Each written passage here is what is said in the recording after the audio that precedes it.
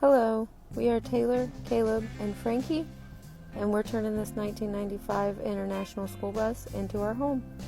You know we're back with another update. It's been a minute since we posted our last update, but we've been up to some stuff, guys. So first we had to pick up some wood for the first project that we worked on, and then we got to measuring and cutting. Lots of measuring, lots of cutting. Safety first, guys. And yes, I realize I still haven't told you guys what we're making yet.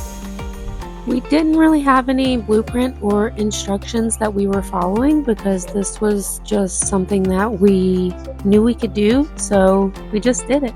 All the ones online go for $500 to $1,000, and so we decided to just dive in and do it ourselves because the concept is really simple and we were really confident that we could do it. All while saving money, and on a budget build, that's all we're looking for. Here's a little update. Can you guess what we're building yet? How about now? For those of you guessing a box, you'd be partially correct. However, it's not just any old box to us. We're going to use it for so much more than just a simple little square box. I was seriously so happy to be this far along, and I think someone's giving away what this is.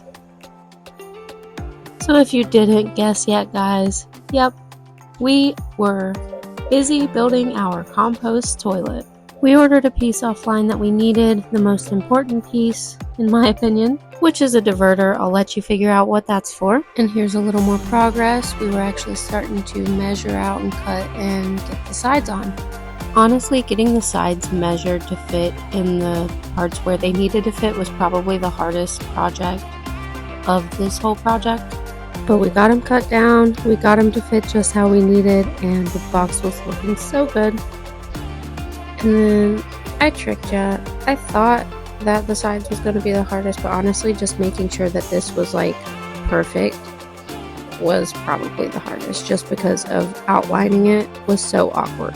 But once we figured out how to make sure it would stay straight, we just went ahead and went for it, and thankfully it ended up working out perfectly. And we have our hole for our diverter.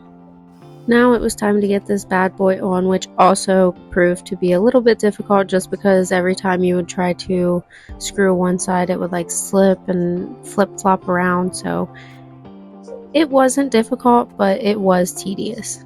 But of course, we got it completed. It was on there. It looked so good, and I was super excited. But the real moment of truth was if our jugs were going to fit the way they should. And so here we go, we're giving it our all, we're testing it out, we're putting the jugs in there, and that is the look of success. Everything fit perfectly as it should, just like a glove. We were all feeling super accomplished. So the next day we went ahead and got started with getting this bad boy stained. I had it a little lopsided, but it does fit right down in there and closes perfectly. The stain that we decided to go with wasn't super dark because our floors are dark on the bus too, so we didn't want it to be too dark to kind of clash with the floors, but we did want it to be a little bit darker, so we went in and just made sure that it was the shade that we wanted before moving on to the next side. And I absolutely love how it helped the grain in the wood stand out a whole lot more. I think it just really adds to the look of the toilet itself. We moved it to the porch to finish the last few spots, and here she is all finished up with the stain, looking pretty snazzy. And you can see the top, we just put hinges on the inside. And then of course we had to make a trip to the actual bus to see how the toilet was going to look. I had to give Frankie his treats to satisfy him. He knows he needs them all, of course. Meanwhile, he was checking in the back to make sure everything was fitting good and that the L brackets we got were gonna work to hold it in place, and I'm just super ecstatic. Oh yeah, I forgot to tell you, we did get the lid.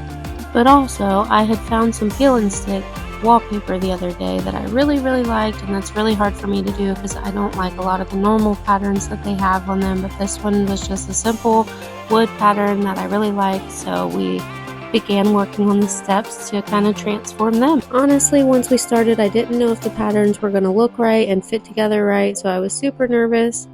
And also we just used simple wood flooring to cut out the pieces to fit on the top of the stairs for the actual step part. Then I had to make a drill bit run. And I don't know about you, but I think it's coming together nicely. This took a little bit longer than you would think because of the pattern that I chose. I did have to make sure that they were all going the right way and cut them exactly the right way because I have a little bit of OCD, but also my significant other is definitely OCD, so neither one of us need to have any stairs that are going to bother us by looking at them every day. So I had to make sure that I got it right, or it would bug us forever for the rest of our lives. I mean, we are going to have to walk up them multiple times a day, so had to get it right.